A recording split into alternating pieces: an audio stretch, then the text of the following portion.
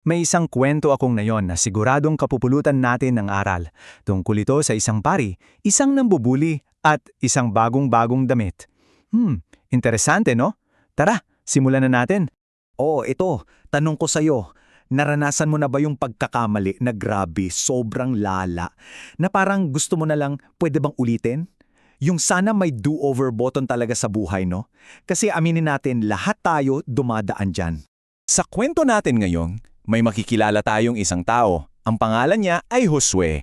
At siya, ganyan-ganyan din ang nararamdaman. Siya ay isang mataas na pari. Pero sa kabila nun, para siyang may dinadalang mabigat na dumi. Isipin mo to, si Josue nasa isang espesyal na pangitain. At hindi lang basta-basta, kaharap niya mismo ang isang anghel ng Diyos. Wow, di ba? Pero may isang malaking problema. Ang problema, yung damit na suot niya, sobrang dumi. At hindi to yung dumi lang na galing sa alikabok ha. Yung damit na yon, yun yung simbolo ng lahat ng mga kasalanan at pagkakamali, hindi lang niya, kundi ng buong bayan na pinaglilingkuran niya. Grabe ang bigat nun, no? At para lalong lumala ang lahat, habang nakatayo si Joshua doon, hiyang-hiya sa suot niya. Biglang may sumulpot. Alam mo yung parang bully sa school? Yung tipong kapag down na down ka na, lalo ka pang ididiin? Ganyan na ganyan. So eto na yung eksena. Grabe yung tensyon. Sa isang banda, andyan si Satanas, yung taga-akusa, yung bully. Talagang tinuturo-turo niya yung maruming damit ni Joshua. Siguro sinasabi niya, tingnan niya yan! Ang dumi! Hindi yan karapat-dapat! At sa kabilang banda, andyan si Joshua. Anong ginagawa niya? Wala. Nakatayo lang siya doon, hindi makapagsalita. Kasi alam niyang totoo na nagkamali siya. Pero teka lang, hindi pa dyan nagtatapos ang lahat. Kasi sa pangitang na yon, may isa pang nandoon. Isang mas makapangyarihan. Yung tipong kayang-kayang tumayo at harapin yung bully. Isang tagapagtanggol. At biglang nagsalita itong anghel ng Panginoon, malakas, malinaw at may kapangyarihan.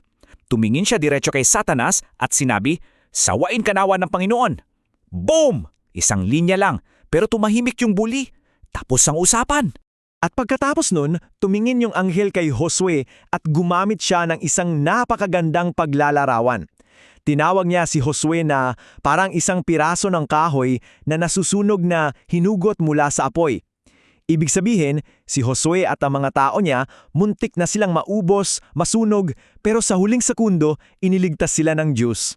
Pero, alam mo, yung pagpapatigil sa bully, simula pa lang yun. Ngayon, papunta na tayo sa pinaka-best part ng kwento. At heto kung paano nangyari yung pagbabago step by step. Step 1, inutos ng anghel, tanggalin niyang marming damit. Yun yung pag-alis ng kasalanan. Step 2, sinabi niya mismo kay Josue, tingnan mo, inalis ko na ang kasamaan mo. Step 3, may pangako, bibihisan kita ng bago. At step 4, ang ganda nito, pinatungan siya ng malinis na korona sa ulo. Simbolo na to, na muli siyang karapat-dapat maglingkod. So ano ba itong bagong kasuutan? Hindi lang tutela ha. Sumisimbolo ito sa isang perpektong record. Isipin mo, lahat ng mali mo, lahat ng dumi, bura. Tapos, ang ipinalit ay yung perpektong buhay at kabutihan ni Kristo. At ang pinakagrabe sa lahat, regalo lang to. Hindi mo kailangang pagtrabahuhan, ibinibigay ng libre. Kasi ang pagpapatawag at pagbibigay ng bagong damit, hindi lang yan para burahin yung nakaraan. Ang mas mahalaga, binibigyan ka nito ng bagong layunin at isang napakagandang kinabukasan.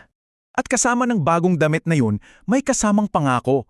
Sabi ng anghel kay Josue, kung susundin mo ang mga pamamaraan ko, hindi ka lang mamumuno, kundi makakalakad ka kasama ng mga anghel. Wow!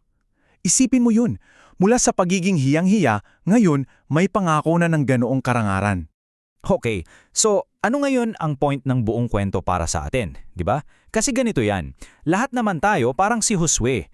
Lahat tayo may maruruming damit, yung mga pagkakamali natin. At minsan, may boses sa isip natin, parang bully, na laging sinasabi na, ang sama mo, hindi ka sapat. Pero ang ganda ng paalala ng kwentong to, may tagapagtanggol tayo, si Jesus. Handa siyang harapin yung bully para sa'yo. At pareho lang ang alok niya noon at ngayon. Akin na yung maruruming damit mo. Papalitan ko ng bago, malinis na malinis. At alam mo kung ano yung best part? Regalo yon. Hinihintay ka na lang natanggapin. Kaya iiwan ko sa iyo ang tanong na to.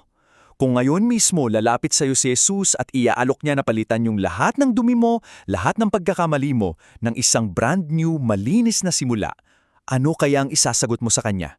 Magandang pag-isipan yan.